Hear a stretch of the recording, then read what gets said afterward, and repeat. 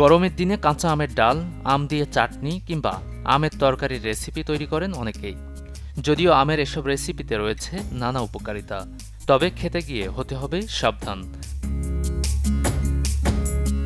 সাধারণত কাঁচা আমে রয়েছে ভরপুর অ্যান্টিঅক্সিডেন্ট। এতে থাকা ভিটামিন এ এবং সি ত্বকের নানাবিধ সমস্যা দূর করতে সাহায্য করে।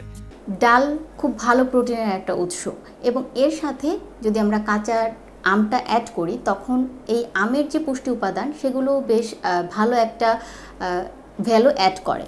যেরকম ভিটামিন সি থাকে, এতে বিটা ক্যারোটিন থাকে, ক্যালসিয়াম, ম্যাগনেসিয়াম, এই জিনিসগুলো যখন প্রোটিনের উৎস ডালের সাথে অ্যাড হয়, এবং ডালে আমরা তেল ইউজ করতেছি, আমরা পেঁয়াজ রসুন ইউজ করতেছি অ্যান্টিঅক্সিডেন্ট হিসেবে, তখন এটা খুব ভালো একটা খাবার হয়।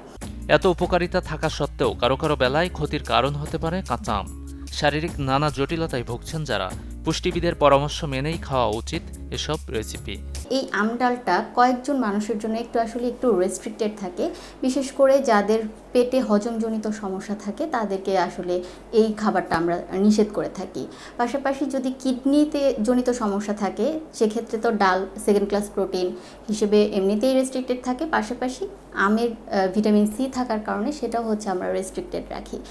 তো এই শারীরিক অবস্থা অনুযায়ী আমরা আসলে তখন কারা আম ডালটা খেতে পারবে, কারা খেতে পারবে না সেটা বিবেচনা করে প্রফেশনালসদের কাছ থেকে পরামর্শ নিয়ে আসলে এই খাবারটা গ্রহণ করা উচিত।